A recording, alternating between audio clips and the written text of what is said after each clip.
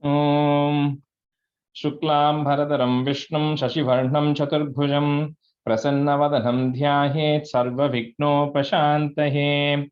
Om Sahana Bhavatu Sahana Bhunaktu Saha Viryam Karavavahai Tejasvinavadhi Tamastu Ma Vidvishavahai. Om Shanti Shanti Shantihi. Agajanana Patmarkam Gajanana Maharnisham Anekadantam Bhaktanam Ekadantam Upasmahe Shri Mahaganapataye Namaha Gurave Sarvalokanam Bhishaje Bhavaroginam Nidhaye Sarva Vidyanam Shri Dakshinamurtaye Namaha Asmad Gurucharanaravindaabhyam Namaha Vasudeva Sutam Devam Kamsa Chanuramardanam Devaki Paramanandam Krishnam Vande Jagadgurum Jnananandamayam Devam Nirmalaspatikakritim Adharam Sarva Vidyanam Shri Hayagrivam Upasmahe Shri Hayagriva Namaha Saraswati Namastubhyam Varade Kamarupini Vidyarambam Karishyami Siddhir Bhavatu Me Sada Shri Mahasaraswati Namaha Uma Komala Hastabja Sambhavitalatakam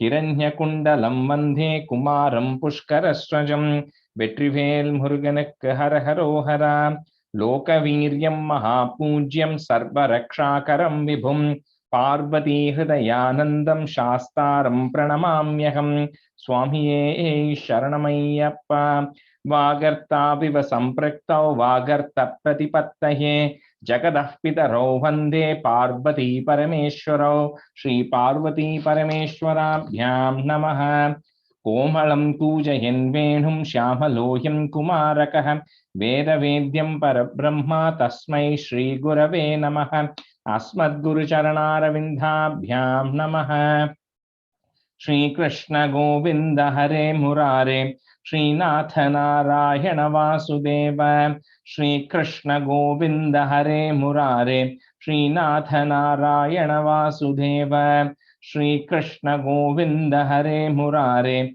Shri Natha Narayana Vasudeva Pītāmbaram Karavirajita Chakrashanka Kaumodaki Sarasijam Karunasamudram Radha Sahayam Atisundaramandahasam Vatalayesham Anisham Hridibhavayami Krishno Rakshatu Mam Chara Guruhu Krishnam Namasye Sadha Krishne Naiva Surakshito Hamasakrite Krishnaya Dattam Manah Krishna Deva Samudbhavo Mama Vibho Krishnasya Dhasosmyaham Krishne Bhakti Rachancalastu Bhagavan He Krishna Tubhyam Namaha Shri Guru Vayurappa Sharanam Namranam Sannidhatte Satatamapi Purastairanabhyartitanapi Artan Kamanajasam Vitarati Paramananda Sandram Gatim Cha Itham Nisheshalabhyo Niravadi Kapalaha Parijato Hare Tvam Kshudram Tam Shakravati Dhrumam Abhilashati Vyartamartya Prajohyam Shri Guru Vayurappa Sharanam Shri Bhattapadam Anisham Hridibhavayami Vamshi Vibhushita Karat Navaniradabat Pītāmbarat Arunabimbaphaladarostat Purnendu Sundaramukat Aravindhanetrat Krishnat Param Kimapi Tattvamaham Najane Kairindum Kupinyan Vindu Mirakunnu Nirajalochana Ninodhai Etinu Manyane Kumbirenda Toro Pritiyil Nihenne Palhikkennai Krishna Hare Jaya Krishna Hare Jaya Krishna Hare Jaya Krishna Hare. Good evening, everyone. Okay, so let's do a quick review of 22. Vijaya, can you do 22? Yes, ma'am. Soumya, can you do 22? Practice pannira. Okay. All right. Let me see. Okay, Prabha, you can. Is Prabha on? Prabha is not. Who's says iPad? I don't know whose name that is. That's me. That's Deepa. Deepa. Deepa, would you be able to do 22? Yeah, the first 5 Okay. are next. Okay, that's fine. So why don't sorry, Vijay, why don't you do first, and then we can do the first 5, Deepa. Okay. You want me to go first? Yeah, Vijay. Yeah, Vijay, I need first pongo. Yeah. Okay. Ajamilo nama mahishurah purat charan vipo dharmapatan grihasrami kuro kira kana namatya trishtavan sudrishta silam kulatam matakulam. Third line, kana nametya. Third line. Kana. Okay. Kuro kira kana nametya trishtvan. Okay. स्वतः प्रशान्तोऽपि तथा हृदाशयेः स्वधर्ममुदसृज्य तया समारमन् अधर्मकारी तसमीभवन् पुनः ततौ पवन्नामयुते सुते रतिम्. First line ending tata hrita shayaha. Okay, last. तथा हृदा Shayaha. शयः. Yeah. समृत्युकाले Yamraj किङ्करान् भयङ्करां स्त्रीम् अभिलक्षयन् पियां पुरामनाक्त्वत्स्मृति वासना बलात्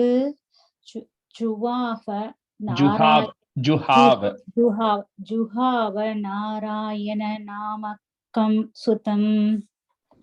जुहाव नारायण नामकं सुतं तुराशयस्यापि तदात्वनिर्गतत्वतीय नामाक्षर मात्रवैभवात् पुरोऽपि पेतुर्भवतीय पार्षदाः सदुर्भुजात् पीद पटा मनोरमाः अमुं च सम्भाष्य विकर्षतो पटान् विमुञ्चतेत्यारुदुर्प पलात्तमी. Rurudur. Second line, vimunchatetya rurudur. Okay, vimunchatetiyaru palattami nivaritaste cha bhavajanais tadiya papam nikilam nivedayan bhavantu papani kadantu niskrite pipo tantanam asti panditaha nanishkriti किं विदिता भवातृसाम् इति प्रो त्वत्पुरुषा पपाशिरे. Iti prabho. इति प्रभो त्वत्पुरुषा पपाशिरे. श्रुति स्मृतिभ्यां विहिता वृतादयाः पुनन्ति पापं नलुनन्ति वासनाम् अनन्तसेवा तु निकृन्तति त्वयिहिम् इति प्रभो त्वत्पुरुषा पपाशिरे. अनेन पो जन्म सहस्रकोटिभिः कृतेषु पापेष्वपि निष्कृति कृतां यदग्रहीनाम भयाकुलो हरेः इति प्रभो त्वत्पुरुषा पपाशिरे. नृणाम पुत्र्यापि मुकुन्दकीर्तनं दहत्य कौन्कान् महिमांस्य Mahimasya tadrishah. महिमास्य तादृशः महिमास्य तादृशः यदाग्नि रेदांसि यदौषधं कदानि इति Gadan, Gadan, Gadan. and then pause. Yeah. Okay. यदाग्नि रेदांसि यदौषधं कदान् इति प्रो त्वत्पुरुषा पपाशिरे Iti Prabho. इति प्रभो त्वत्पुरुषा पपाशिरे इति हृदय्याम्य पडैरपाश्रुते भवत्पदानां च कने तिरोहिते भवत्स्मृतं कञ्चन कालमाचरन् भवत्पदं प्रापि भवत्पदैरसौ स्वकिङ्करा वेदन शङ्कितो स्वहिङ्करा वेदन शङ्कितो यमः त्वतङ्क्रि भक्तेषु न कम्यतामिति स्वकीय प्रत्यान् असि शिक्ष उदुच्छकै Ashishikshat Uchakaihi. असि शिक्ष उच्चकैः सतेव वातालय नाद पाहि माम् Yeah. Deepa, you want to do first 5 or? Sure. Okay. I'll try. Shri Krishnaya Parabramane Namaha. Srimannarayanam Dasakam. Dvadisham Ajamilopakhyanam.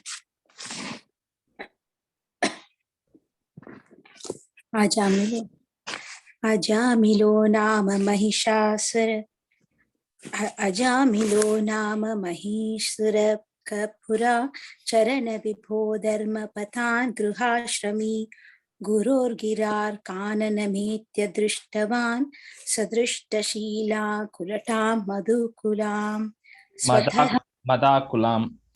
Madakulam Swataf Prashantopi Tadarhitashaya Sarvadharma Mrityu Utsujjataya Samaraman Adharmakari Dashami Bhavan Punaha Dadho Bhavana Mayute Sutatim Samrityukale Yamaraja Kinkarana Bhayankara Strini Abhilakshaya Bhya. So on the, sorry, the second Bhayankaran Streen, just in there, not a knee.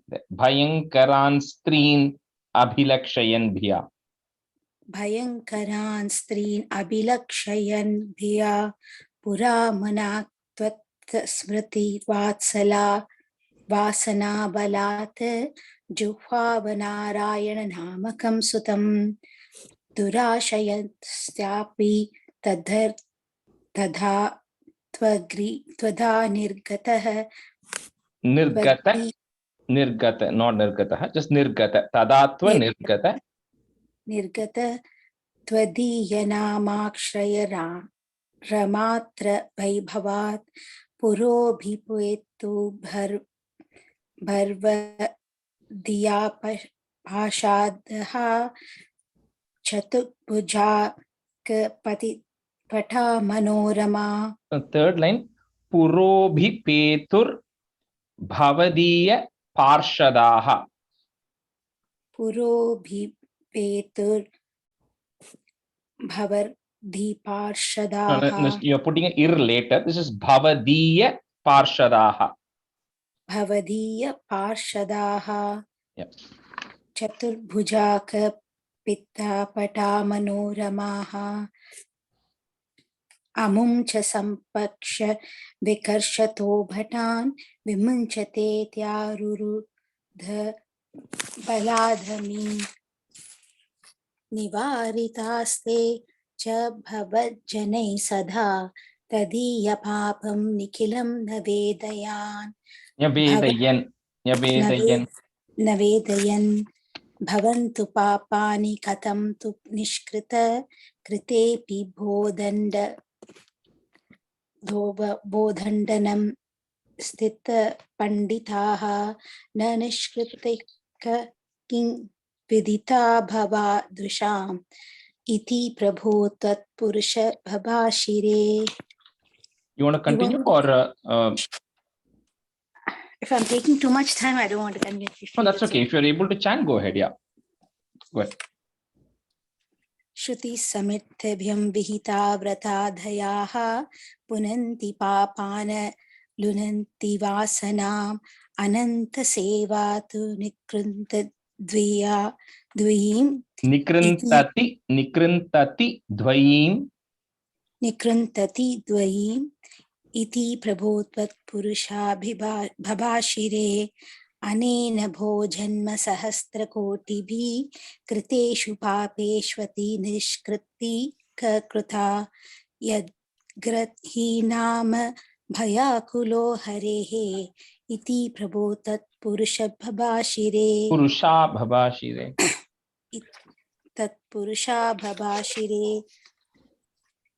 निर्नाम बुद्ध्यापि Mukunda कीर्तनं दहत्यघौघान महिमास्य तादृशः यथा गिरे दासी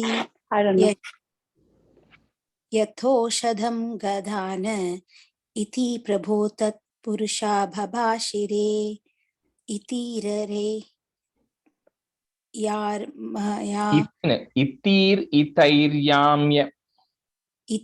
इतिरायम्य भटैरां पौरुषते भवद्भटानां च गणे तिरोहिते भवत्स्मृतिं कञ्चन कालम अचरण भवत्पदं प्राप्ति भवद्भटैरसो स्वकिङ्करा वेदना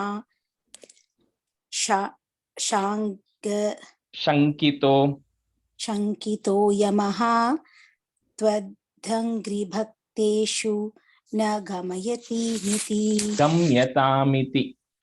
गम्यतामिति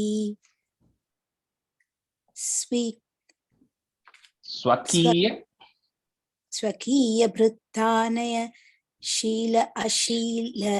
No, just repeat that after me, right? Swakiya bhrityan ashishikshat uchchakaihi. Yeah. Tadeva vatalayanath pahi mam. Okay, so we'll do 24 today. So let's see here. Is Anu on? Okay, so Anu, you can be Rupa and Anu, you can be student in the first half. Second half, Radha and Sandeep is not here today, right? He's driving. Okay, so Vikram, you can be student. Okay, second half. Okay. All right, so let's start with 24 and 25. So I'll give a forewarning like I did last time. 24 and 25 are definitely tough chapters at this point. So till whatever you have learned, it will be the toughest chapter, and then we'll have more tougher chapters that come later. So also the beauty of this is when you speak to other students, right, in the previous batches, when we have Parayanams, people specifically message me and say, can you give me 24 or 25? Because they absolutely love it. Once you, of course, get to practice it, and once you know it, right, you'll absolutely start in love with these chapters as well. And even when I was growing up, when I learned it and I knew my grandfather was coming, I like read this every day to impress my grandfather. This is one of those chapters when we, especially 25 will be a good chapter. Okay, so let's get started. So 24. Hiranyakshe potri pravara vapusha deva bhavata hate shoka krodha ghapita dhritire tasya sahajah Hiranya prarambah kashipuhu amarharati sadasi pratignamatene tabakila badhartam madhuripo. So in the 13th chapter, right, 12th chapter, we saw the Varaha Avataram, and in the 13th chapter, Hiranyaksha gets killed in 13th chapter. So he has another brother, Hiranyakashipu. So I think it's the story of Jaya, Vijaya, and how they are born as Hiranyaksha, Hiranyakashipu. So this Hiranyakashipu, when he came to know about the death of his brother Hiranyaksha, so he was then very upset, right? And of course, he wanted to take revenge.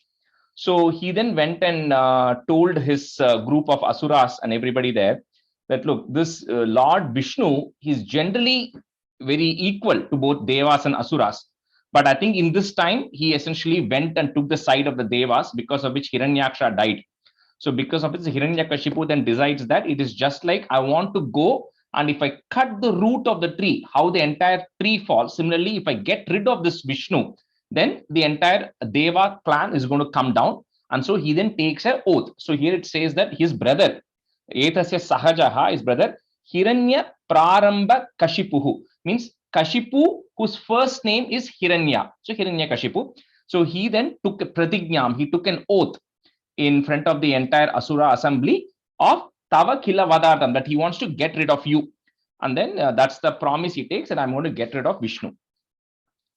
So Hiranyakshe Potri Pravara Vapusha Deva Bhavata, comma, Hate, and then put a comma again, Shoka Krodha Glapita Dhritiretasya Sahajaha. So he was Shokam, he was sad, he also had Krodham, he was also angry.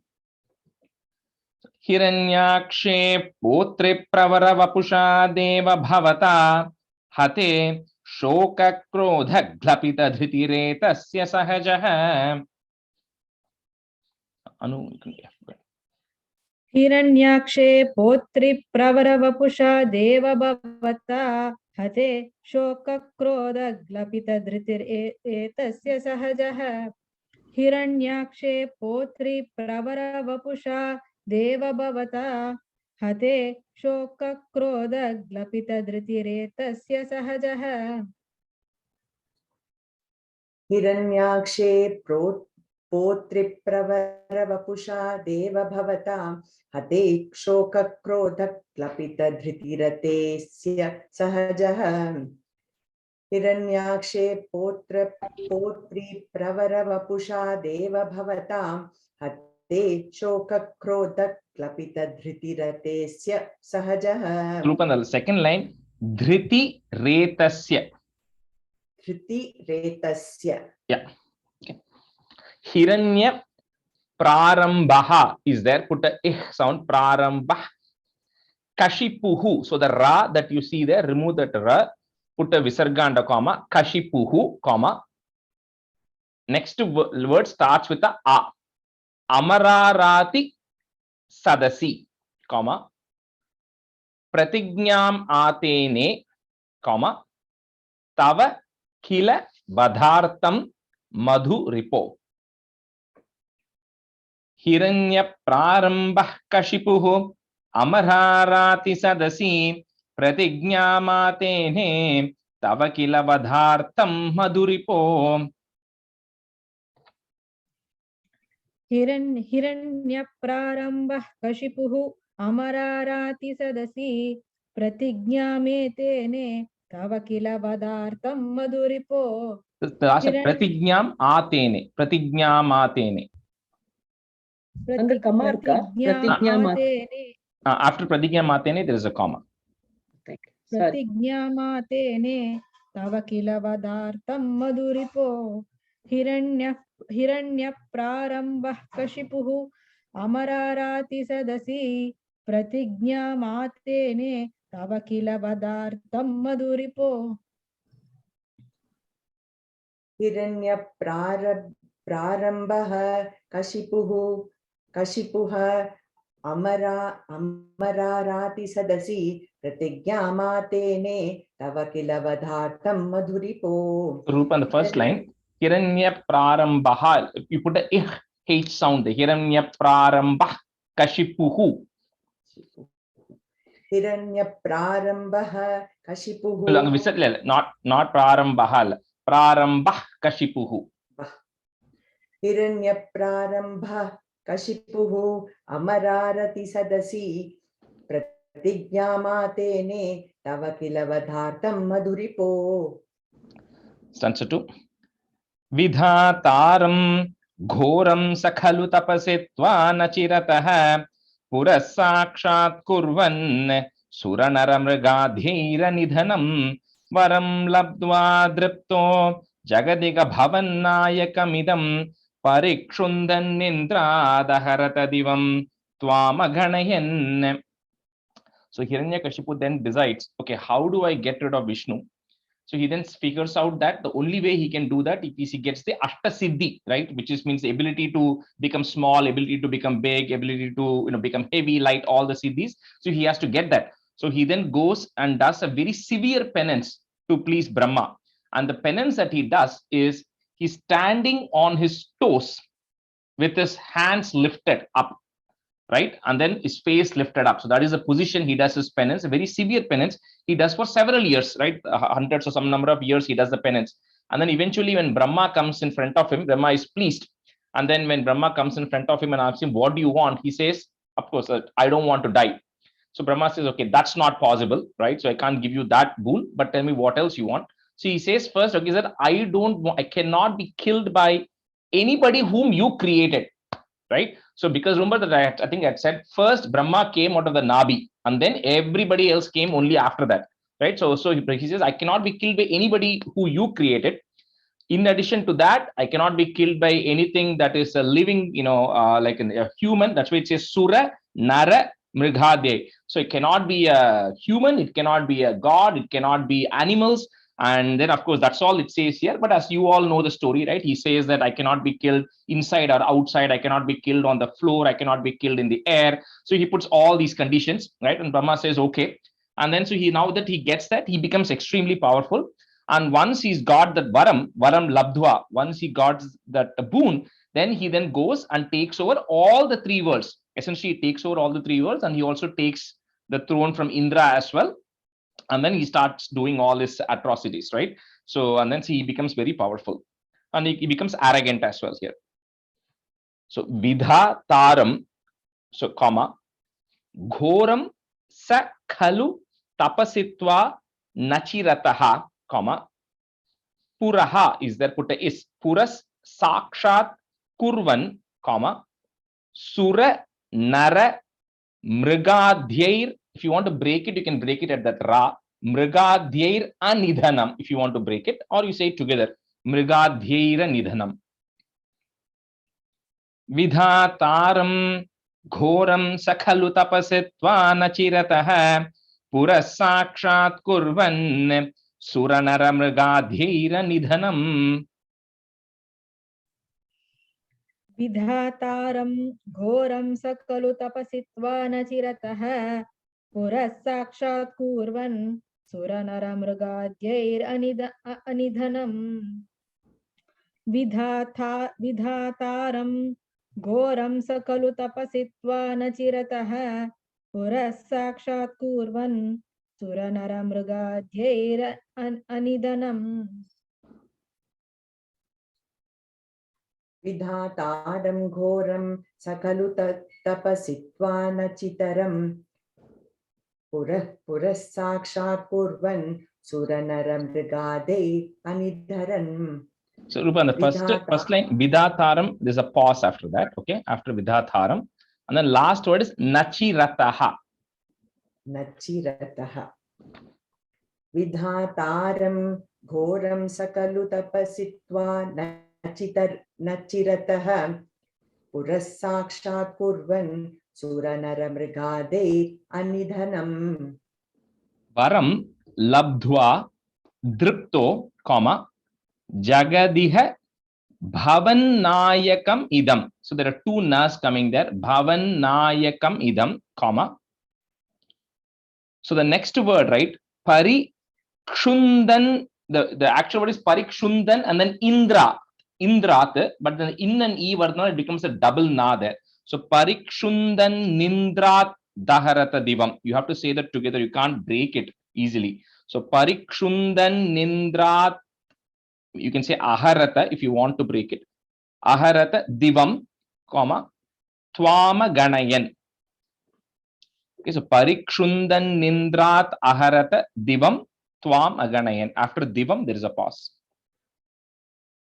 varam labdva dripto jagadiha bhavannayakamidam parikshundan indradaharata divam tvamaganayan. Varam labdva drupto jagadiha bhavannayakam parikshundan indradaharata divam tvamaganayan. Varam labdva drupto jagadiha bhavannayakam parikshundan indradaharata divam tvamaganayan. Varam labdva dripto jagadiha bhavannayakam parikshundan nindradaharata divam tvamaganayan. Varam labdva dripto jagadiha bhavannayakam parikshundam nidradaharata divam tvamaganayan. Stanza 3. Nihantum tvam bhuyah tava padamavaptasya charipoho bahirdrishterantar hridaye sukshma vapusha nadhannuchaihi tatrapya khila bhuvanante chamrigayen bhiyayatam matva sakhalujita kashi nivavrite. So then, like I said, is he conquers everything. So he now is in control of all the three worlds, right? And then once he's now sitting in the throne of Indra, then he is looking at all his atrocities. Of course, all the devas go to Narayana and then say that, hey, you have to help us out. So then at the time, Narayana says that I can't do anything right now. So you have to wait for the time where he's going to get this Prahlada is going to be born. And only when Hiranyakashipu starts troubling Prahlada, at that time an avataram is going to happen. So you all have to wait. Narayana doesn't help right now. So then what Hiranyakashipu does is he comes to Tava Padam. So he comes to your own world, right? He comes to your world looking for you. So at that time, what happens is Vishnu or Narayana in this case, what it is he disappears from his eyes, and then Sukshma Vapusha, in a very subtle form, he enters into Hiranyaksha's heart in a very subtle form. So Hiranyaksha is not able to see him anywhere. So then he roams around looking for the Lord, and when he cannot find him, he figures out that Lord has run away or he's won, right? Hiranyakashipu has won. So he then comes back thinking Jitakashi, thinking that he has actually won over you. So having decided that, he then comes back happy. So Nihantum Tvam Bhuyaha, that is there, remove it, put a visarga and a comma, Bhuyaha, comma, Tava Padama Vaptasya. So Padam Avaptasya, but you can say it together. Padama Vaptasya Cha Ripoho. Put a visarga at the end of that line and a comma, Ripoho. So next line on top of ba, if you have a ir on top of that ba, remove that off. Then it becomes bahir drishter antar dhadita. So you can break it into 4 parts. Bahir drishter antar dhadita hridaye sukshma vapusha. Nihantum tvam bhuyah tava padamavaptasya charipoho bahirdrishter dhadita hridaye sukshma vapusha. Nihantum tvam bhuyah tava padamavaptasya cha ripoho bahirdrishtaram tardhadita hridaye sukshma vapusha. Nihantum tvam bhuyah tava padamavaptasya cha ripoho bahirdrishtaram tardhadita hridaye sukshma vapusha. Nihantum tvam bhuyah tava padamavaptasya charipoho bahirdushter antardhadita hridaye sukshma vapusha. Rupa, the second line, bahir drishter antar, drishte. Antar. Bahir antar. Yeah. Nihantum tvam bhuyah tava padamavaptasya charipoho bhavardrishter antar dhadita hridaye sukshma vapusha. Second line, bahir. I think second time you said something else. First time you said bahir drishter. Bahir drishter. Yeah. Okay. Nadannuchaihi, that is there, remove that is, visarga and a comma, Nadannuchaihi, comma, Tatrapya khila. So up to that, say it together. Tatrapyakhila bhuvanante cha mrigayen, comma, bhiya yatam matva, comma, sa khalu jitakashi nivavrite. Nadhanuchaihi tatrapyakhila bhuvanante cha mrigayen, bhiya yatam matva sa khalu jitakashi nivavrite.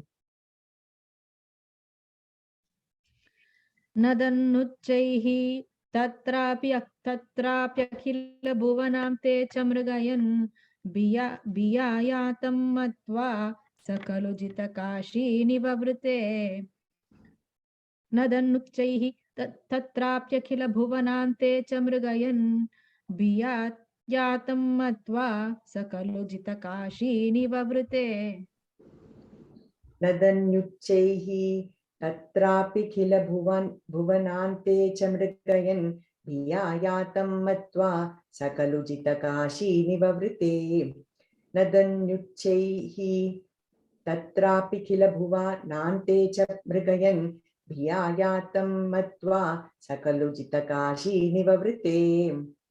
Stanza 4. ततोऽस्य प्रह्लादः समजनिसुतो गर्भवसतौ मुनेर्वीणापानेः अधिगतभवद्भक्तिमहिमा स वै जात्या दैत्यः शिशुरपि समेत्य त्वयि रतिं गतस्त्वद्भक्तानां वरद परमोदाहरणताम्. So when Hiranyakashipu was about to leave for the penance which he did earlier, right? At the time, his wife Kayadu was pregnant, was carrying. So when he ended up leaving for the penance, Indra then figures out that Hiranyakashipu is going to get strong, and then he doesn't want him to have a son who's also going to become another Asura who's very strong. So he then comes and then he abducts Hiranyakashipu's wife. Indra does that so that he wants to get rid of the son who is in her womb.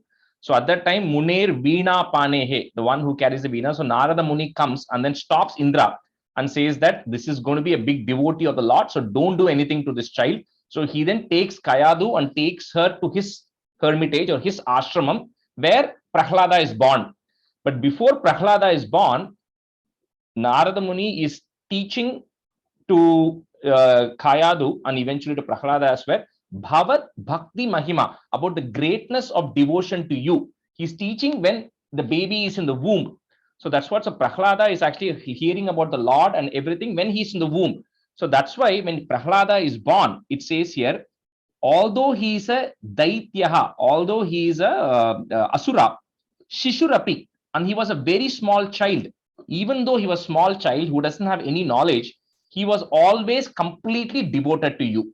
That is only because he had actually heard about you and heard about your greatness when he was in his womb itself. And with that, he already became among all your devotees, Tvad Bhaktanam, the highest of all your devotees. He was completely dedicated to you, just like how Dhruva was. But Dhruva only later on, but the Prahlada right from the beginning, he was completely devoted to Narayana. So Tatosya Prahladaha, comma, Samajani Suto Garbha Vasatau, comma, Muner Veena Panehe. So the Ra that you have there, you first remove that Ra, first put a Visarga and a comma, Muner Veena Panehe, comma. Next word starts with the A. Adhigata Bhavat Bhakti Mahima. Tatosya Prahladaha Samajani Suto Garbhavasatau Muner Veena Panehe Adhigata Bhavat Bhakti Mahima. ततोऽस्य प्रह्लादः समजनिसुतो गर्भवसतौ मुनेर्वीणापाणेः अधिगतभवद्भक्तिमहिमा ततोऽस्य प्रह्लादः समजनिसुतो गर्भवसतौ मुनेर्वीणापाणेः अधिगतभवद्भक्तिमहिमा ततोऽस्य प्रह्लादः समजनिसुतो गर्भवसतौ मुनेर्वीणापानेः अधिगतभवद्भक्तिमहिमा ततोऽस्य प्रह्लादः समजनिसुतो गर्भवसतौ मुनेर्वीणापाणेः अधिगतभवद्भक्तिमहिमा Savai Jatya Daityaha, comma, Shishurapi, again put a comma, just to kind of give the emphasis that he was still just a child. Shishurapi, Sametya Tvai Ratim, comma, Gatas Tvat Bhaktanam, comma, Bharada Paramodha Haranatam. So that word you have to say it together. Paramodha Haranatam. Savai Jatya Daityaha, Shishurapi, Sametya Tvai Ratim, Gatastvat Bhaktanam, Bharada Paramodha Haranatam. स वै जात्या दैत्यः शिशुरपि समेत्य त्वयिरतिं गतस्त्वद्भक्तानां वरद परमोदाहरणताम् स वै जात्या दैत्यः शिशुरपि समेत्य त्वयिरतिं गतस्त्वद्भक्तानां वरद परमोदाहरणताम् स वै जात्या दैत्यः शिशुरपि समेत्य त्वयिरति गतस्त्वद्भक्तानां वरद परमोदाहरणताम् स वै जात्या दैत्यः शिशुरपि समेत्य त्वयिरति Ratim. समेत्य त्वयिरतिं गतस्त्वद्भक्तानां वरद परमोदाहरणताम्. Sounds fine. Surarinham hasyam tava charanadhasyam nijasute sadrishtva dushtatma gurubirashishikshachiramamum guru proktam chasau idamidam abhadraya dhridametyapa kurvan sarvam tava charana bhakti vavavridhe. So then when Hiranyakashipu comes back, right? So at that time, Prahlada was probably 3 or 4 years old, because eventually when the avataram happens, he's 5 years old. So sometime there, Hiranyakashipu comes back, right? And then he sees that he has gone and done all this penance and he's taken over all these things, but his son is always praying to Narayana. So then he does, of course, he doesn't like it, right? So but the worst thing for him is all of the other daityas, Surarinam, all the other daityas are laughing at him. Hasim are laughing at him, saying, you know what, your own son doesn't listen to you, right? Your own son is not praising you. He's praying to Narayana. So he feels really ridiculed that, all this is happening. So Hiranyakashipu then goes to his guru, Shukracharya, and then Shukracharya's 2 sons then were the teachers at that time. So he goes to them and tells them that, okay, you know what, my son like this, he's not respecting me, he's not praying to me, he's praying to Narayana. So please go fix him, teach him some things, right? Teach him who's the king here. So he then sends Prahlada to school.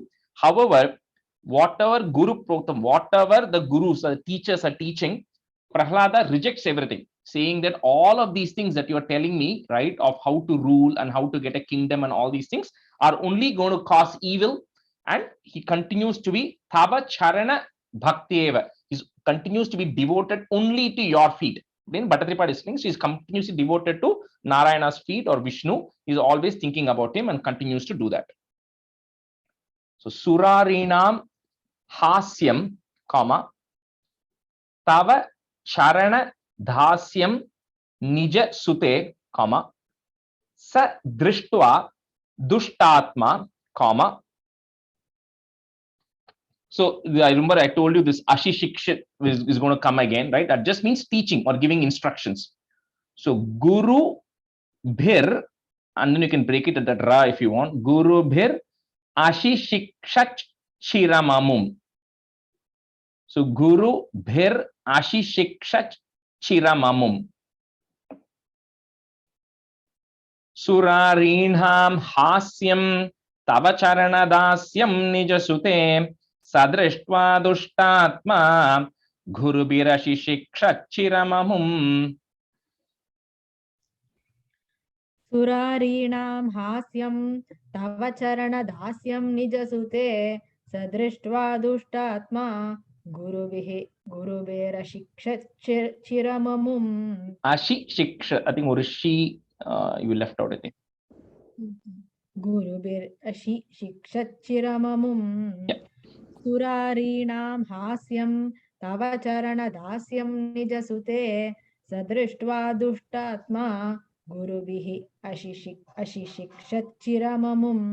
And if you have a visarga there, then you put, I mean, essentially see some, either it is Guru Bihi Ashi Shikshat, which is correct only, but most books have a ra to join it, right? So since we are not breaking it, you put a ra there, and that's essentially what it is. It's Guru Bhir Ashi Shikshat.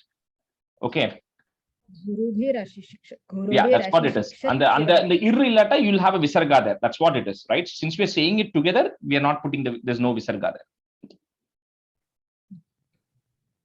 सुरारीणां हास्यं तव चरणदास्यं निजसुते सदृष्ट्वा दुष्टात्मा गुरुभिरशिशिक्षच्चिरममुम् सुरारीणां हास्यं तव चरणदास्यं निजसुते सदृष्ट्वा दुष्टात्मा गुरुभिरशिशिक्षच्चिरममुम्. Guru Proktam Chasau. So the V that you have there, V, remove that off. First make it Chasau and then put a comma. Next word starts with the E. Idam abhadraya. Okay. So Guru Proktam Chasau, comma. Idam abhadraya. Then next, and then the end of that line, put a plus. Dridamit yapakurvan sarvam. So kind of say the whole thing together. So one comma after chasau, next comma comes after sarvam in the next line. Okay, so say that together. Sarvam. Tava charana bhaktyaiva vavridhe. Guru proktam chasau idamidam abhadraya dridamityapa sarvam tava charana bhaktiyaiva vavridhe. Guru chasau idamidam abhadraya dridamityapakūrvan sarvam tava charana bhaktiyaiva vavridhe. Guru proktam chasau idamidam abhadraya dridamityapakūrvan sarvam tava charana bhaktiyaiva vavridhe. So no, on the last time, dridamityapa sarvam. Just say that last portion again. Dridamit. Adana split dridam iti apakurvan. Yeah, it is dridam iti apakurvan. That's the right three words, right? But because it's coming together, that iti and apa becomes tya. Ti and a becomes tya, right? So dridamit yapakurvan. Dridamityapakūrvan sarvam. Yeah, and then a you can't, the word a won't come because Dridamityapakūrvan. Dridamityapakūrvan. Correct, that's right. But it is dridam iti apakurvan. It is just joined together. Guru proktam chaso idamida bhadraya dridamityapakūrvan sarvam tava charana bhaktiyaiva vavridhe. Yapa, and the last line, Rupa, it's pa. Dridamit yapa kurvan. Yapa kurvan. Extra. Dridamit yapa kurvan. Correct. Yapa kurvan. Guru proktam chaso idamidam abhadraya. Idamidam abhadraya dridamit pavakurvan sarvam tava charana bhakteiva vavridhe. And you didn't get that last thing. Dridamit yapakurvan. Dridamit yapakurvan. Correct. Dridamit yapakurvan sarvam tava charana bhakteiva vavridhe. Correct. Yeah. Okay. So we'll change, I think, Radha and Vikram. Stanza 6. Adhiteshu sreshtham kimiti pariprishte tatanaye Bhavat bhaktim varyam abhigatati paryakula dhritihi gurubhyo roshitva sahajamatirasyetyabhividan vadhopayanasmin vyatanuta bhavat pada sharane. So one day Hiranyakashipu then calls Prahlada because he's sent him to the teachers, right? So he's hoping he's improved. So he calls Prahlada one day, makes him sit on his lap, and then says, of all the subjects that you have learned in your school, what is your most favorite subject? Like any father asks, right? He says, what is the most favorite subject? So at that time, when he asked, Prahlada then suddenly starts giving him philosophy. He starts talking about how this body is temporary, how everything in this world is temporary, and the soul is permanent. He gives him the entire jnana, right? And then he tells him that he should, but Hiranyakashipu should abandon the kingdom. He should actually go to a forest. In fact, he should pray and should go to Vaikunta and completely dedicate himself to the Lord. Prahlada gives a long lecture, right, to Hiranyakashipu. So when this happens, and then Hiranyakashipu is like, he calls all the teachers, and then the Shukracharya's sons, and says, what have you guys taught him? Like he's telling he's still not improved, right?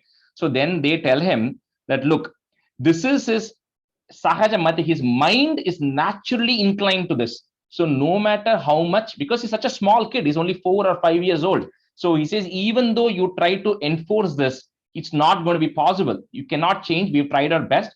His whole mind is inclined this way. So there's nothing that could be done about it. You cannot change his mind. When the teachers say, then Hiranyakashipu then Vadopa, and he decides, you know what, I just have to do Vadam. I have to get rid of this child, because he cannot have a child like this, right? Then nobody will respect him either.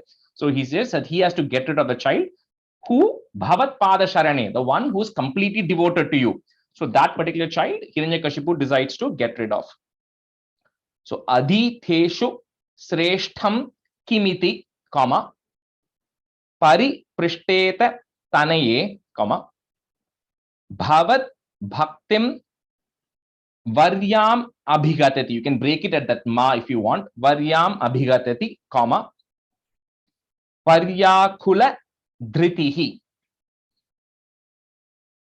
Adhiteshu Sreshtham Kimiti Pariprishte Tatanahe Bhavat Bhaktim Varyam Abhigatati Paryakula Dhritihi.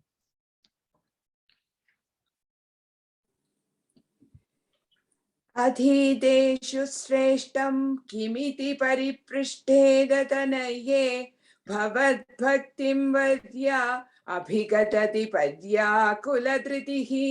Radha, sorry, 1 second. After Kimiti, there is a pause, and second line Varyam Abhigatati, there is a pause. Okay, so comma there. अधीतेषु श्रेष्ठं किमिति परिपृष्ठे दतनये भवद्भक्तिं वर्याम् अभिगतति पर्याकुलधृतिः.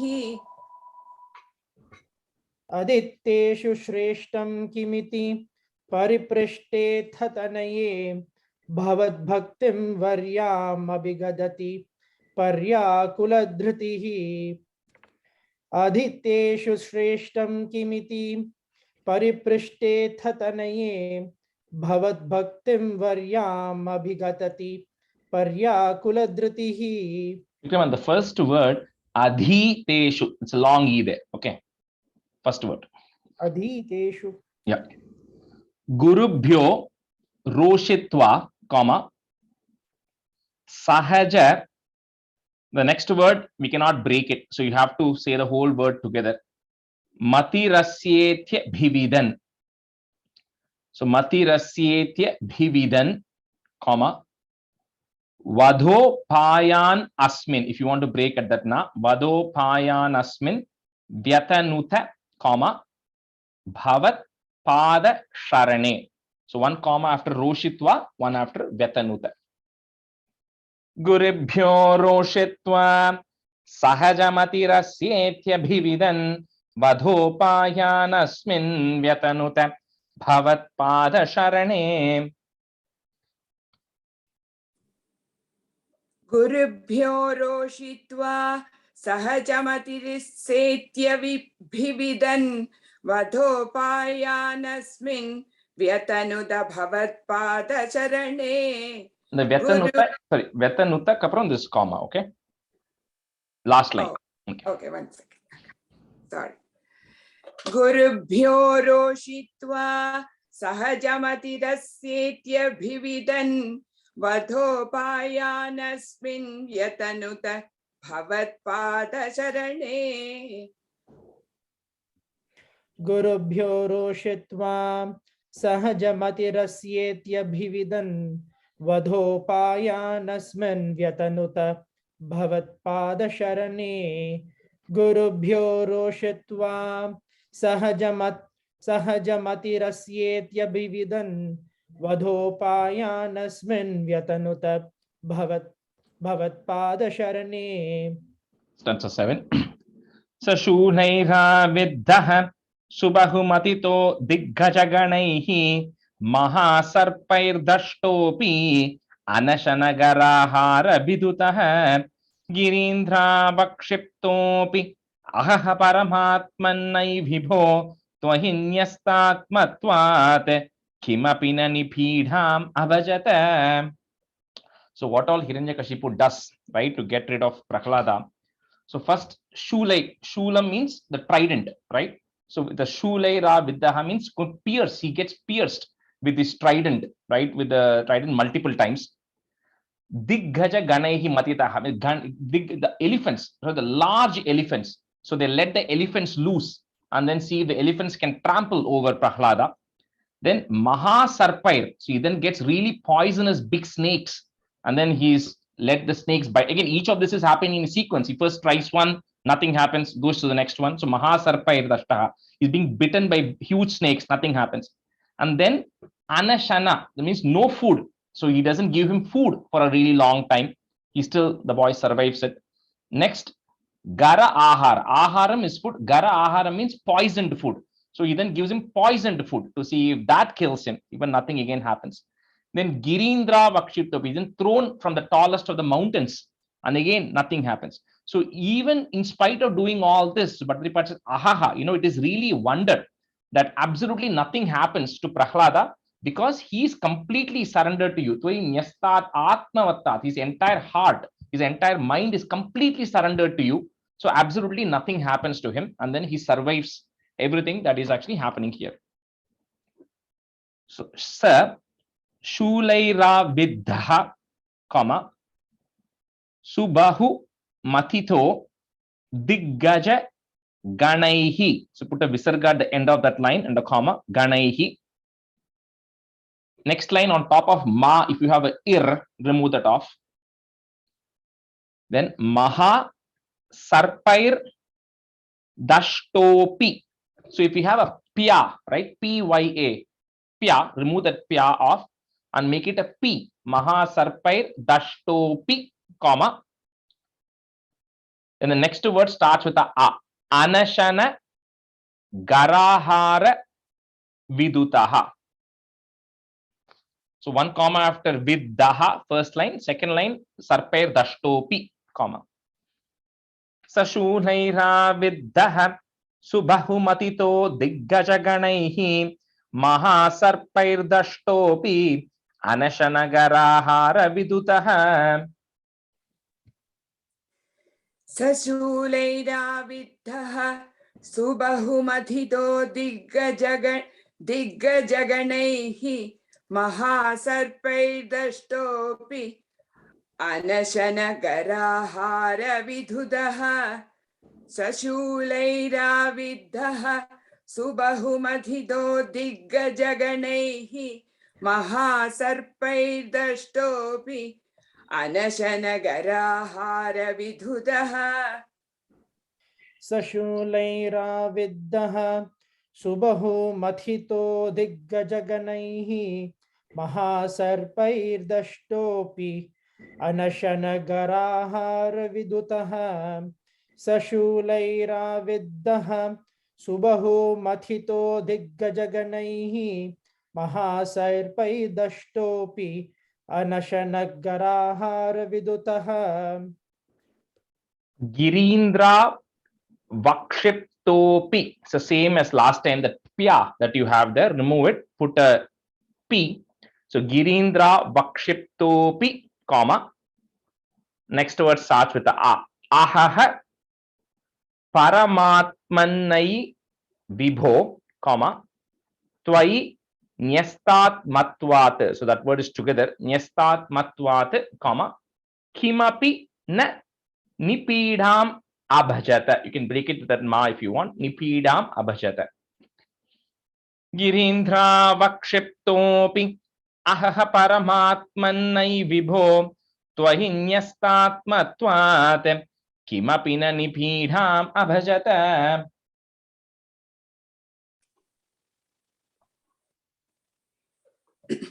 गिरीन्द्रावक्षिप्तोऽपि अहः परमात्मन्नै विभो त्वयि नस्तान्मत्वा किमपि न निपीढामभजत गिरीन्द्रावक्षिप्तोऽपि अहः परमात्मन्नै विभो त्वयि नस्त्यात्मत्वा किमपि न निपीढामभजत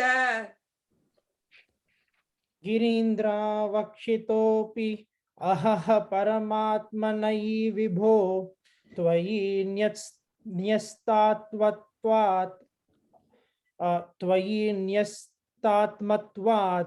किमपि न पीडामभजत. Nipidam. भजत. And the third line, Girindra vakshiptopi. Kshiptopi.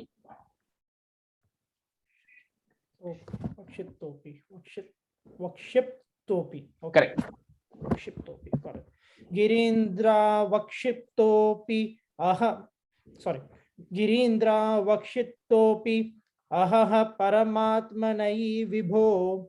Tvayi nastatvatvat kimapi na nipidam bhajata. Answer 8. Tata shankavishtaha sapunarati dushtosya janako guruktya tadgehe kila varuna pashaistamarunate guroschasannidhye sapunaranughan daityatanayan bhavad bhaktes tattvam paramamapi vijnanamashishate. So now Hiranyakashipu, right? He begins to get scared. He's frightened because he tries all these things and then nothing happens to this small boy.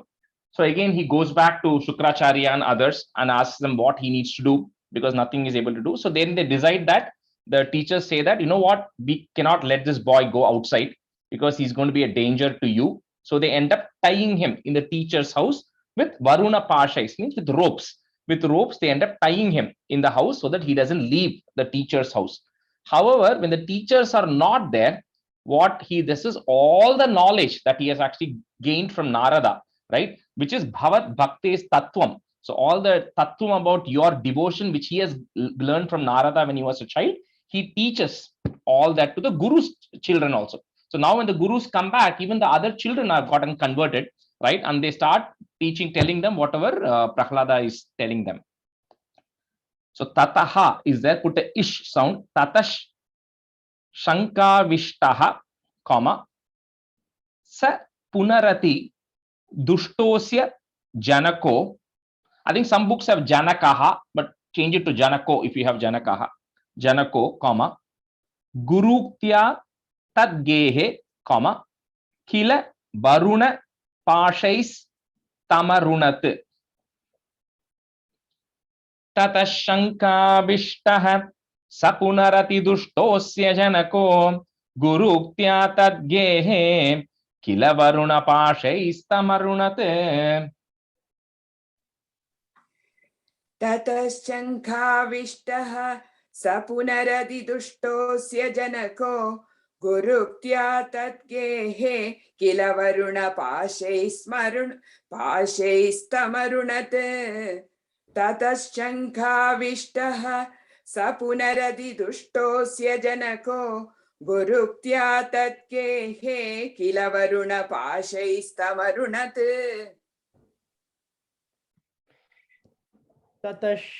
ततशङ्काविष्टः स पुनरति दुष्टोऽस्य जनको गुरुत्या तद्देहे किल वरुणपाशैस्तमरुणत्.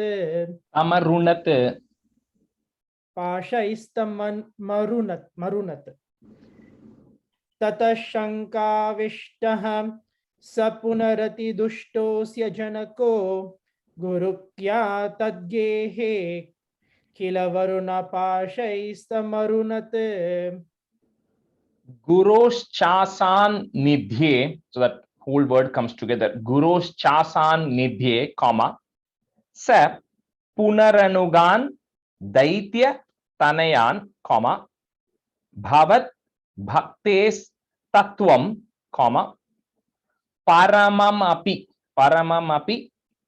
vijnanam ashishat. If you want to break it, you can break it at that mother. Vijnanam ashishat, or you can say it together. Vijnanam ashishat together. Guroschasannidhye sa punaranugan daityatanayan bhavat bhaktes tattvam paramamapi vijnanam ashishate. गुरोश्चा सानिध्ये स पुनरनुगान् दैत्यतनयान् भवद्भक्तेस्तत्त्वं परममपि विज्ञानमशिषत् गुरोश्चा सानिध्ये स पुनरनुगान् दैत्यतनयान् भवद्भक्तेस्तत्त्वं Paramamapi vijnanamashishasat. And the thing, and the best way is in the vijnanam, you break it at that im. Paramamapi vijnanam ashishat. Guroscha sanidhye sa punaranugan daityatanayan bhavat bhaktes tattvam paramamapi vijnanamashishate. गुरोश्चासानिध्ये स पुनरनुगान् दैत्यतनयान् भवद्भक्तेस्तत्त्वं परममपि विज्ञानमशिषत् गुरोश्चासानिध्ये स पुनरनुगान् दैत्यतनयान् भवद्भक्तेस्तत्त्वं परममपि Vijnanamashishat. Answer 9. Pitha shrunman bala prakaramakilam tvatstuti param rushandah prahainam kulahataka kaste bhalamiti balam me vaikuntaha tavacha jagatam chapi sabalam saeva trailokyam sakalamiti dhiro yamagadhit. So now when the boys also started singing your praise, so Hiranyakashipu and all the teachers, they just absolutely didn't know what to do. So previously Hiranyakashipu, when he had decided to kill Prahlada, he only instructed his people to go kill him. So now he says, you know what, I'm going to take the matter into my own hands. So he then goes to Prahlada and then says that Kula Hataka, you are like a traitor to my kulam, to my entire dynasty, to my entire clan. You are a traitor, right? And says, Kaste balamiti, where are you getting the strength? Who is the source of all this strength, right? That whatever we do to you, nothing happens to you. So what is the source of this strength? So at that time, Prahlada, who's then standing in front of Hiranyakashipu, right, says, you know, who's very calm and mild and gentle, and tells Hiranyakashipu in a very simple way that the source of my strength, right, balam me vaikuntaha, the one who sits in Vaikuntam, is my balam, he's my strength. And not only is he my strength, Tavacha Jagatam Chapisa is not only my strength, he is also your strength. He is the source of all the strength and also the strength of everybody in this world. Jagatam, the entire world, he's the one who gives the strength. And not only is he the one who gives strength to everybody, Saeva Trilokim, he himself is the entire world. Right? So he says, not just you are asking who is the source. So he's not just the source of the strength, he is the entire world itself. So he says that, so he then advises his father again that everything which is moving or immoving, even the Brahma, all of them is him and they all are coming from him. So there's no use trying to question me, right, who the strength is, and you have to accept it and then realize that he is the ultimate and he, you know, and you have no other option here. And with that, he says, you know, in a very calm way, but also very courageously, he tells his father. So Pita Shrunvan Bala prakaram akilam, comma, tvat stutiparam, comma, rushandaha, is there, put a if sound, rushandah prahainam, comma, kula hataka kaste balamiti. Pita shrunman bala prakaram akilam tvat stutiparam rushandah prahainam kula hataka kaste balamiti. पिता शृण्वन् बालप्रकरमखिलं त्वत्स्तुतिपरं रुषान्दः प्राहैनं कुलहतक कस्ते बलमिति पिता शृण्वन् बालप्रकरमखिलं त्वत्स्तुतिपरं रुषान्दः प्राहैनं कुलहतक कस्ते बलमिति पिता शृण्वन् बालप्रकरमखिलं त्वत्स्तुतिपरं रुषान्दः प्राहैनं कुलहतककस्ते बलमिति पिता शृण्वन् बालप्रकरमखिलं त्वत्स्तुतिपरं रुषान्दः प्राहैनं कुलहतककस्ते बलमिति. Balam me vaikuntaha. So that is that is there, remove it, visarga, and then put a comma. Balam me vaikuntaha. Tava cha jagatam chapi sa balam, comma. Sa eva trilokyam sakalamiti. And then a comma. Dhiroyam agadit. You can make it with ma if you want. Dhiroyam agadit. Balam me vaikuntaha. Tava cha jagatam chapi sabalam saheva trilokyam sakalamiti dhiroyam agadhit. बलं मे वैकुण्ठः तव जगतां चापि सबलं स एव त्रैलोक्यं सकलमिति धीरोऽयमगदीत् बलं मे वैकुण्ठः तव जगतां तव च जगतां बलं मे वैकुण्ठः तव च जगतां चापि सबलं स एव त्रैलोक्यं सकलमिति धीरोऽयमगदीत् बलं मे वैकुण्ठः तव च जगतां चापि सबलं स एव त्रैलोक्यं सकलमिति धीरोऽयमगदीत् बलं मे वैकुण्ठः तव च जगतां चापि सबलं स एव त्रैलोक्यं सकलमिति धीरोऽयमगदीत्. Stanza 10. Are क्वासौ सकल जगदात्मा हरिरिति प्रबिन्धे स्मस्तंभं चलित करवालो दितिसुतः अतः पश्चात् विष्णो नहि वदितुमीशोऽस्मि सहसा कृपात्मन् विश्वात्मन् पवनपुरवासिन् हृदय माम्. So then when Prahlada sings the praise, Hiranyakashipu says, okay, so you are telling there is somebody who is more superior than I am. In fact, you are telling he is the most superior in the entire world and who is there everywhere, right? Who is all pervading and who is the controller of everything. But he says, but I don't see him here. Where is he? I don't see him anywhere here.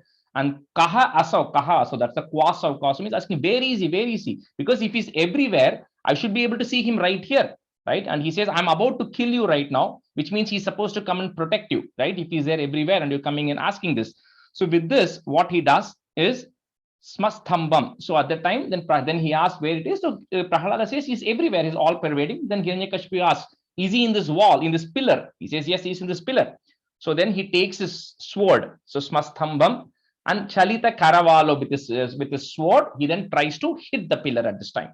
So that's all is happening here, right? So Bhatripadan says, Atah paschat. So what is happening after this? When he takes that sword and he hits it at that pillar, what is happening?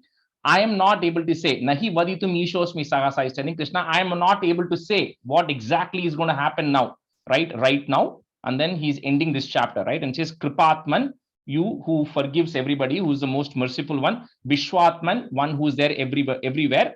Pavana Puravasin, O Lord of Guruvayur, Nidayama, please protect me.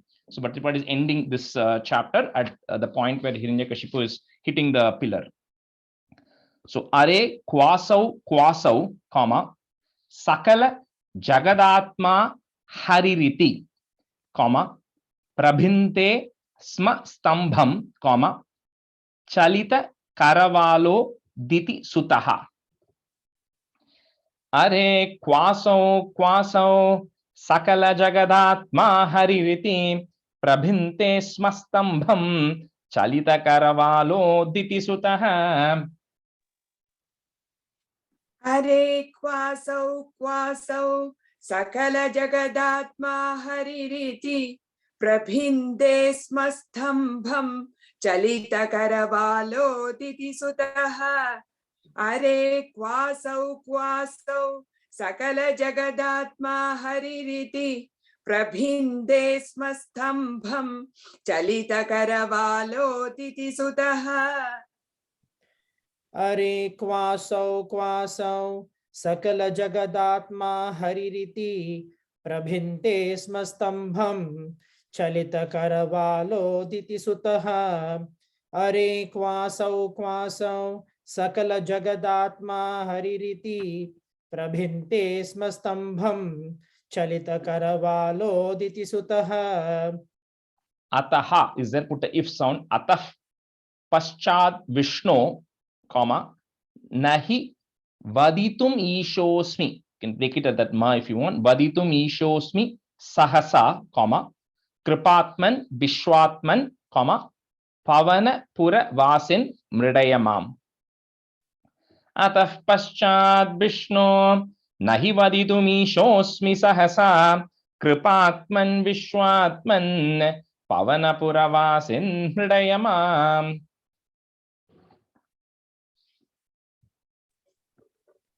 Adaf Paschwad Vishnu Nahi Vatitumishodmi Sahasa Kripatman Vishwatman Pavana Puravasin Mridhayamam. The third line, Paschad Paschad Vishnu.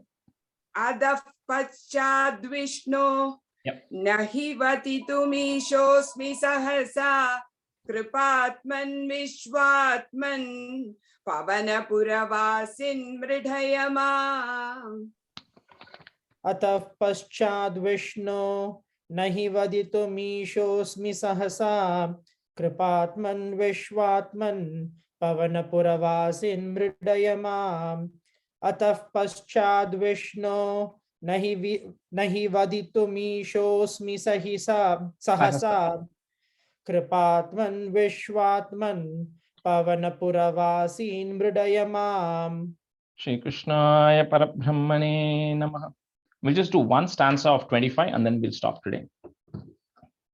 Stambhe Gattayado Hiranyakashipoh Karnau Samachurnayen Aghurna Jagadanda Kunda Kuharo Ghorastava Bhudravaha Shrutvayam Kila Daitya Raja Hridaye Purvam Kadhapya Shrutam Kampah Kaschana Sampapat Chalitopyam Bhoja Bhurvishtarat.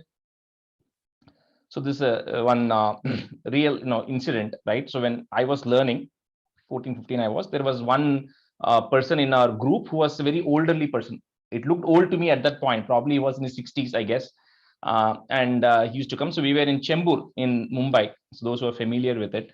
And then so we had learned several chapters and all that. So one day he was telling the story when he came to the class that he was coming at night out of the Chembur station area. And at that time there used to be no light at that point, and he was coming, and somebody came and stopped him and asked him for money, right? So he said what he did was he just closed his eyes and then he chanted Stambhe Gattayado Hiranyakashipo, and then he said he chanted this one stanza, and then the person who was there thought that this is some major mandravadi or something, and he's going to put a curse on him, and he ran away. So it's a real story that he came and told us right in the class that he chanted this stanza, and then that person ran away, because of the effect of this, right? So here that is what it is, because what is happening is Hiranyakashipu is taking his sword and then he's hitting at the pillar. And out of the pillar, first comes a noise. It's like a deafening roar that is actually coming out of this noise. And when he hears that noise, entire Kunda, Jagadanda means the entire Brahmanda, which consists of all the 14 worlds. The entire world, 14 worlds are trembling. That's the amount of frightening roar that actually first comes out of it. And when that roar comes out of it, even Hiranyakashipu, is absolutely frightened. He has a shiver kind of running through his spine, right? Because he's never heard, because this sound is Purvam Kadapya Shrutam. Nobody has heard this noise, this sound that is coming before. So Hiranyakashipu, of course, is absolutely scared. And everybody in the entire Jagadanda Andam gets scared, including Amboja, Brahma himself kind of is disseated. He's thrown out of his seat, right? Listening to the noise. So that's the kind of a frightening roar that is actually coming out when Hiranyakashipu is striking the pillar with the sword. So although this Narasimha Avataram is, is a very powerful avataram, but for those who have gone to Guruvayur, when you're sitting inside the temple, once you get into the temple, and then the places where the Sriveli and everything happens, you sit and you look straight. Right above the entrance to that is a Narasimha frame. The frame has a Narasimha Avataram photo, right above in Guruvayur. So Stambhe Ghattayato Hiranya Kashipoho, comma, Karnau Sama Churnayan, put a in at the end of that line, Sama Churnayan, and then comma. Next line will have double na coming there. So remove that, make it a. Aghurnaj Jagadanda Kunda Kuharo, comma, Ghoras Tava Bhudravaha. Stambhe Ghattayado Hiranyakashipoho Karnau Samachurnayan Aghurna Jagadanda Kunda Kuharo Ghoras Tava Bhudravaha. स्तम्भे घट्टयतो हिरण्यकशिपोः कर्णौ समाचूर्णयन् आघूर्णज्जगदण्डकुण्ठकुहरो घोरस्तवा भूद्रवः स्तम्भे घट्टयतो हिरण्यकशिपोः कर्णौ समाचूर्णयन् आघूर्णज्जगदण्डकुण्डकुहरो घोरस्तवा भूद्रवः.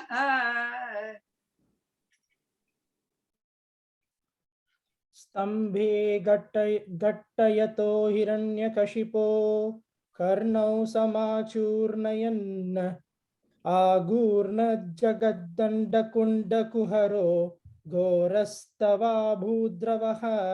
Vikram, on the first line, Kashipoho, it's a Visarga there, okay? Stambhe Gatayato Hiranyakashipoho Karnau Samachurnayan Agurna Jagadanda Kundakuharo Gorastava Bhudravaha. Shrutva Yam Kila Daitya Raja Hridaye, comma, Purvam Kadapya Shrutam, comma, Kampaha is there, Visargada, put a sound, Kampah, Kaschana, Sampapata, comma, Chalito Pyamboja Bhur. So that whole word you might have to say it together only. Chalito Pyamboja Bhur Vishtarat. Shrutvayam Kila Daitya Raja Hridaye Purvam Kadapya Shrutam Kampah Kaschana Sampapat Chalitopyam Bhoja Bhurvishtarat. Shrutvayam Kila Daitya Raja Hridaye Purvam Kadapya Shrutam Kampah Kaschana Sampapat Chalitopya Bhoja Bhurvishtarat. Chalitopyam Bhoja. So Chalitopi Amboja. And the Amboja, remember that. Amboja means lotus. So Chalitopyam Bhoja. Shrutvayam Kila Daitya Raja Hridaye Purvam Kadapya Shrutam Kambah Kaschana Sampapada चलितोप्य अम्भोज भूर्विष्टरात्. Radha, and you don't have to say because it doesn't flow that way. Chalito piyamboja, the ya only comes there. Kambah kasyana sambapad chalitoप्य bhoj bhurva vishtarat. Yam boja and the im, you forgot that im and the word matter. Yam boja, yeah. Chalito piyamboja. Okay. Kambah kasyana sambapad chalitoप्यं bhoja bhurvishtarat. श्रुत्वायं किल दैत्यराजहृदये पूर्वं कदाप्यश्रुतं कम्पः कश्चन सम्पपात चलितोऽप्यम्भोजभूर्विष्टरात्. Vikram, on the last line, kaschana, full na, not in, not kaschan, kaschana. Okay. श्रुत्वायं किल दैत्यराजहृदये पूर्वं कदाप्यश्रुतं कम्पः कश्चन सम्पपात चलितोऽप्यम्भोजभूर्विष्टरात्. Krishnaya Parabrahmane Namaha. We'll end the class here. Sandhranandavabodhatmakamanupamitam kaladeshavadebhyam nirmuktam nityamuktam nigamashatasahasrena nirbhasyamanam aspashtam drishtamatre punarurupurushartatmakam brahmatattvam tattavad bhati sakshat gurupavanapure hanta bhagyam jananam कायेन वाचा मनसेन्द्रियैर्वा बुद्ध्यात्मना वा प्रकृते स्वभावात् करोमि यत् सकलं परस्मै नारायणायेति समर्पयामि.